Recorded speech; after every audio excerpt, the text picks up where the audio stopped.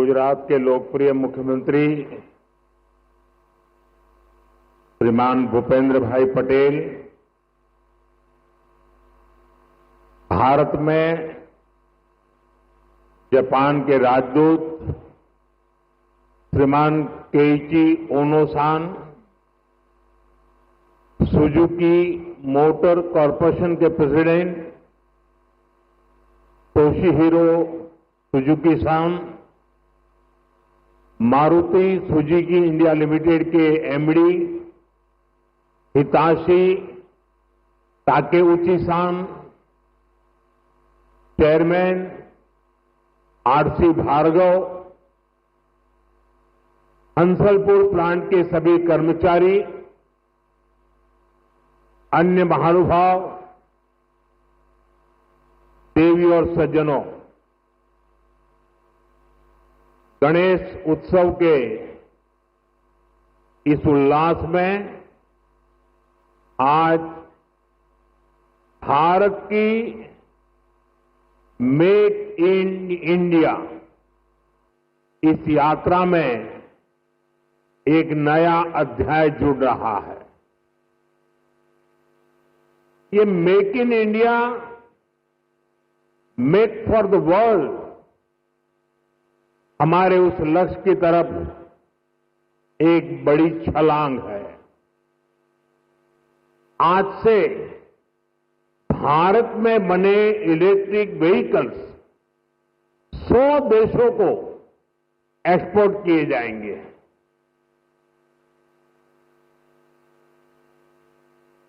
साथ ही आज hybrid battery electrode manufacturing भी स्टार्ट हो रही है।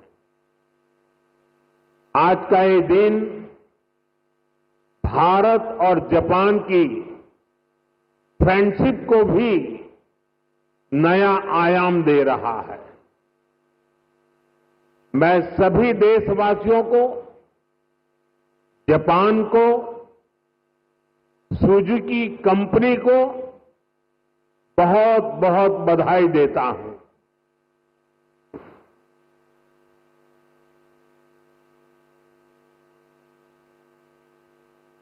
एक प्रकार से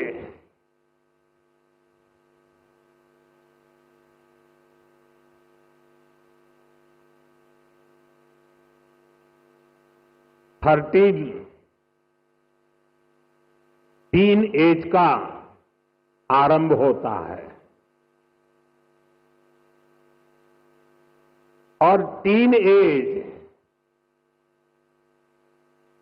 पंख फैलाने का कालखंड होता है, सपनों की उड़ान भरने का कालखंड होता है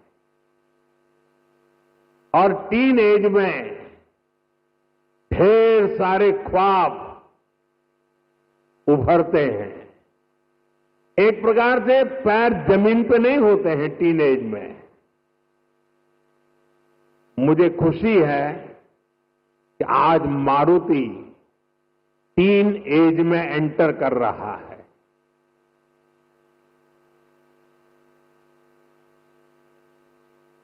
गुजरात का मारुति का टीन एज में प्रवेश यानी आने वाले दिनों में मारुति एक नए पंख फैलाएगा, नए उमंग और उत्साह के साथ आगे बढ़ेगा, ऐसा मेरा पूरा विश्वास है। फ्रेंड्स, भारत की सक्सेस स्टोरी के बीज करीब करीब 13 साल पहले बोए गए थे। 2012 में जब मैं यहां का मुख्यमंत्री था, तब हमने मारुति सुजुकी को हंसलपुर में जमीन अलॉट की थी। विजन उस समय भी आत्मनिर्भर भारत का था, मेक इन इंडिया का था।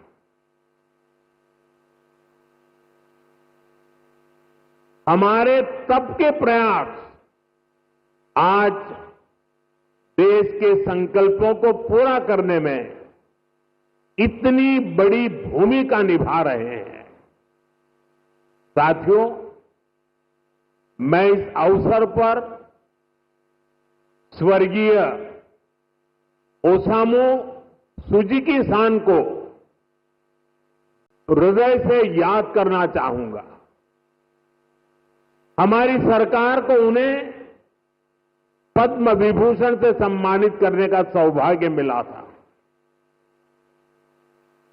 मुझे खुशी है उन्होंने मारुति सुजुकी इंडिया का जो विजन देखा था, वो आज हम इसके इतने बड़े विस्तार के गवाह बन रहे हैं। साथियों, भारत के पास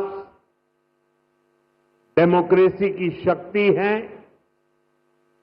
और भारत के पास डेमोग्राफी का एडवांटेज है। हमारे पास स्किल्ड वर्कफोर्स का बहुत बड़ा पूल है, इसलिए कि हमारे हर पार्टनर के लिए विन विन सिचुएशन बनाता है। आज आप देखिए, सुजुकी जापान भारत में मैन्युफैक्चरिंग कर रही है और जो गाड़ियां बन रही है वो वापस जापान को एक्सपोर्ट की जा रही है। ये जापान और भारत के रिश्तों की मजबूती तो है ही, भारत को लेकर ग्लोबल कंपनियों के भरोसे को भी ये आपके सामने प्रस्तुत करता है। एक तरह से मारुति सुजुकी जैसी कंपनियां मेक इन इंडिया की ब्रांड एम्बेसडर बन चुकी है। लगातार 4 साल से मारुति भारत की सबसे बड़ी कार एक्सपोर्टर है। अब आज से ईवी एक्सपोर्ट को भी उसी स्केल पर ले जाने की शुरुआत हो रही है। अब दुनिया के दर्जनों देशों में जो ईवी चलेगी उसमें लिखा होगा मेड इन इंडिया।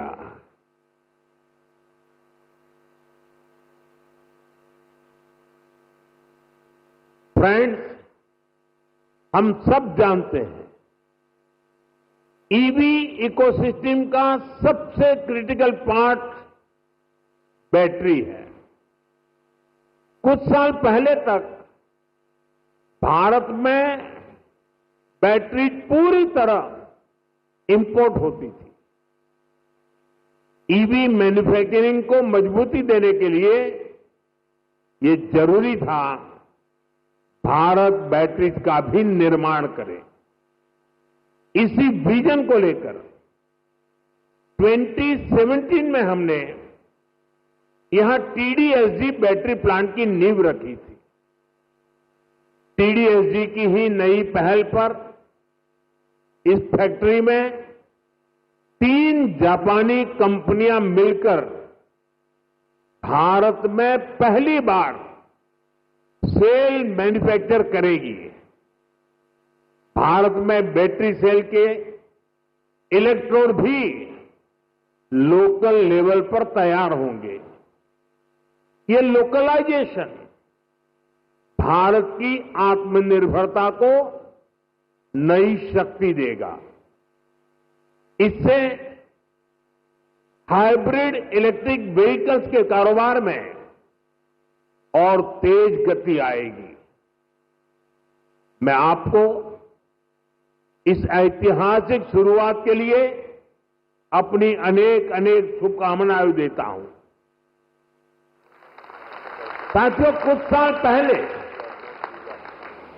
उस समय तक ईवी को केवल एक नए ऑल्टरनेट के तौर पर देखा जाता था, लेकिन मेरा मानना रहा है ईवी कई समस्याओं का ठोस समाधान है। इसलिए पिछले साल मैंने अपनी सिंगापुर विजिट के दौरान कहा था, हम अपनी पुरानी गाड़ियों को, पुरानी एम्बुलेंसेस को हाइब्रिड ईवी में बदल सकते हैं।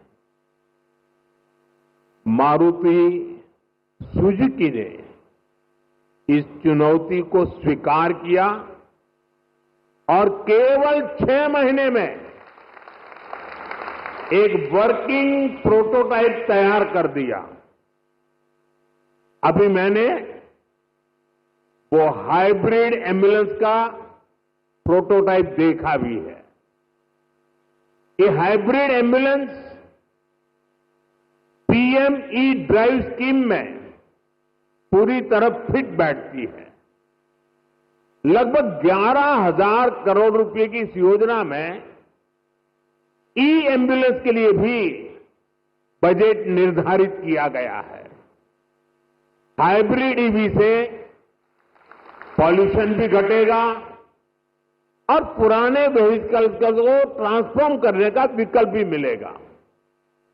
साथियों, क्लीन एनर्जी और क्लीन मोबिलिटी ये हमारा फ्यूचर है।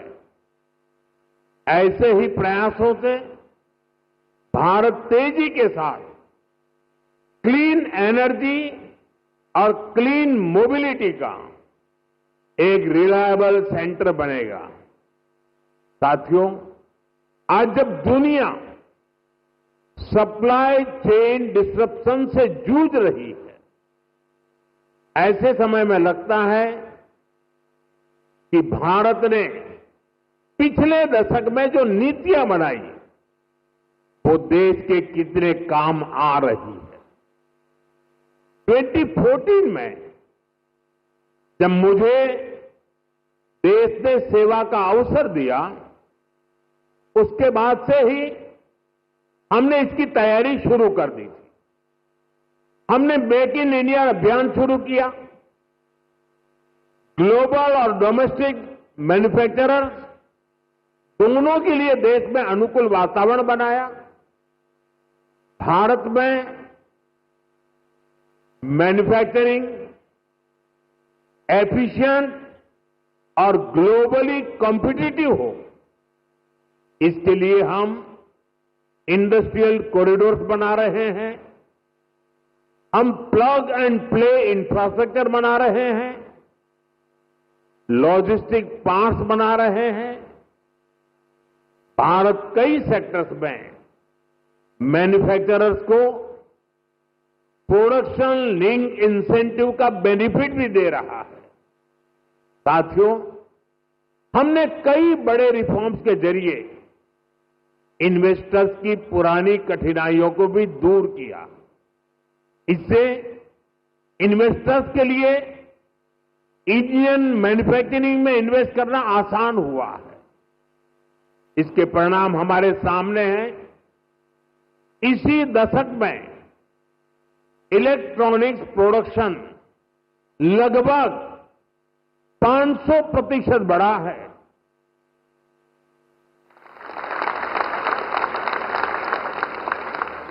मोबाइल फोन प्रोडक्शन 2014 की तुलना में 2700% तक बढ़ गया है। डिफेंस प्रोडक्शन में भी पिछले दशक में 200% से भी ज्यादा की वृद्धि हुई है। ये सक्सेस आज भारत के सभी राज्यों को, हर एक राज्य को भी मोटिवेट कर रही है। उनके बीच रिफॉर्म्स को लेकर, इन्वेस्टमेंट को लेकर एक हेल्दी कंपटीशन शुरू हुआ है। जिसका लाभ पूरे देश को मिल रहा है। और मैंने हर मीटिंग में, व्यक्तिगत बातचीत में और सार्वजनिक रूप से सभी राज्यों को कहता रहा हूं कि हमें प्रोएक्टिव होना होगा, हमें प्रो डेवलपमेंट पॉलिसीज बनानी होगी, हमें सिंगल विंडो क्लियरेंस पर बल देना होगा, कानूनों में रिफॉर्म्स को बल देना होगा। और ये कंपटीशन का जमाना है। जो राज्य जितनी तेजी से अपनी पॉलिसीज को नीट एंड क्लीन रखता है, इफ्स एंड बट्स के बिना रखता है, तो इन्वेस्टर का विश्वास बढ़ता है। इन्वेस्टर आने के लिए हिम्मत के साथ आता है। आज पूरी दुनिया भारत की तरफ देख रही है। ऐसे में कोई राज्य पीछे नहीं रहना चाहिए। हर राज्य ने अवसर लेना चाहिए। ऐसे कॉम्पिटिशन होगा हिंदुस्तान में आने वाले इन्वेस्टर को सोचने में तकलीफ हूं कि मैं इस राज्य में जाऊं कि उस राज्य में जाऊं। इतना क्लियर कट होना चाहिए कंपटीशन। इससे देश को लाभ होने वाला है। और इसलिए मैं सभी राज्यों को निमंत्रण देता हूं कि आइए, रिफॉर्म की स्पर्धा करें, गुड गवर्नेंस की स्पर्धा करें, प्रो डेवलपमेंट पॉलिसी की स्पर्धा करें और हम 2047 विकसित भारत बनाने के लक्ष्य को तेज गति से पार करने में अपनी भागीदारी सुनिश्चित करें। फ्रेंड्स, भारत यहीं पर रुकने वाला नहीं है। जिन सेक्टर्स में हमने बेहतर परफॉर्म किया है, हमें उनमें और बेहतर करना है। इसके लिए हम मिशन मैन्युफैक्चरिंग पर जोर दे रहे हैं। आने वाले समय में हमारा फोकस फ्यूचरिस्टिक इंडस्ट्री पर होगा। सेमीकंडक्टर सेक्टर में भारत टेक ऑफ कर रहा है। देश में इसके 6 प्लांट्स तैयार होने वाले हैं। हमें सेमीकंडक्टर मैन्युफैक्चरिंग और आगे लेकर जाना है। साथियों, भारत सरकार ऑटो इंडस्ट्री के लिए रेयर अर्थ मैग्नेट की शॉर्टेज से जुड़ी कठिनाइयों के प्रति भी सजग है। इस दिशा में देश के सामर्थ्य को बढ़ाने के लिए हमने नेशनल क्रिटिकल मिनरल मिशन भी लॉन्च किया है। इसके तहत देश में अलग अलग जगहों पर 1200 से अधिक खोजी अभियान चलाए जाएंगे। क्रिटिकल मिनरल्स को तलाशा जाएगा। साथियों, अगले सप्ताह ही मैं जापान जा रहा हूं। भारत और जापान का रिश्ता केवल डिप्लोमेटिक रिलेशन से कहीं ऊपर सांस्कृतिक और भरोसे का रिश्ता है। हम एक दूसरे की प्रगति में अपनी प्रगति देखते हैं। मारुति सुजुकी के साथ हमने जो जर्नी शुरू की थी, वो अब बुलेट ट्रेन की स्पीड तक पहुंच चुकी है। भारत जापान पार्टनरशिप की औद्योगिक संभावनाओं को साकार करने की बड़ी पहल यहीं गुजरात से हुई थी। मुझे याद है, हमने 20 साल पहले जब वाइब्रेंट गुजरात समिट शुरू की थी, तो उसमें जापान एक प्रमुख सहयोगी था। आप विचार कीजिए, एक डेवलपिंग कंट्रीज का एक छोटा सा स्टेट, उसका इन्वेस्टमेंट समिट और जापान जैसा डेवलप कंट्री उसका पार्टनर हो, ये दिखाता है कि भारत और जापान की नींव कितनी मजबूत है। और मैं आज जब ये वाइब्रेंट गुजरात की यात्रा की याद कर रहा हूं, तब मेरे मित्र यहां बैठे हैं, वो पहले भारत में एम्बेसडर हुआ करते थे 2003 में। आज वो भी यहां मौजूद है। अब वो रिटायर्ड हो गए हैं, लेकिन उनका भारत प्रेम, गुजरात प्रेम वैसा का वैसा है। मैं उनका भी स्वागत करता हूं।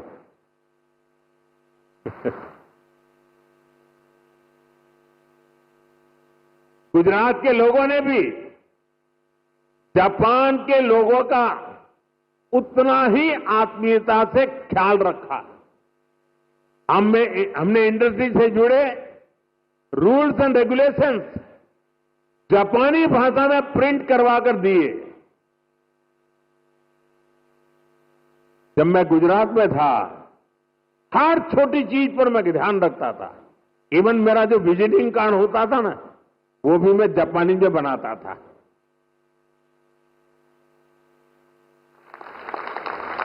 जो वीडियोज बनाते थे हम प्रमोशनल, वो वीडियो को भी है जापानी भाषा में डबिंग करवाता था। यानी मुझे मालूम था कि मुझे इस रास्ते पर बड़ी मजबूती से आगे बढ़ना है। और मैं सभी राज्यों को कहता हूं, आसमान खुला है भैया, आप भी मेहनत करो, आओ मैदान में, बहुत फायदा होगा।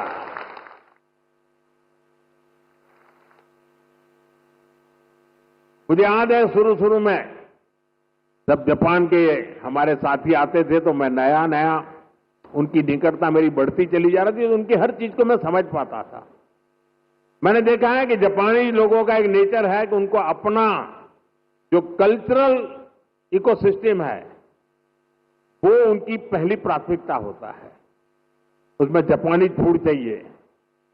ये जैसे गुजरात के लोग हैं ना, उनका भी ऐसा ही है। वे गुजरात में कहीं शनि, सैटरडे, संडे को कहीं न कहीं रेस्टोरेंट में खाने की आदी है, तो वहां जाएंगे तो मैक्सिकन फूड मांगेंगे, इटालियन फूड मांगेंगे। लेकिन गुजरात के बाहर कहीं जाएंगे तो गुजराती फूड खोजते रहते हैं। मैंने देखा जापान के लोगों का भी ये स्वभाव है, और इसलिए मैंने यहां जापानी क्विजिन की व्यवस्था कराई। मैंने उसकी एक होटल चेन को बुलाया। मुझे पता है, बाद में मुझे बताया गया कि भाई जापान के लोग हैं, गोल्फ के बिना तो नहीं चल सकता।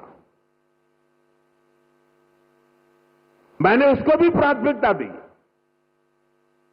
और अपने जापानी साथियों को ध्यान में रखते हुए हमने, जो गुजरात में गोल्फ का नामो निशान नहीं था, 7-8 नए गोल्फ कोर्स डेवलप किए।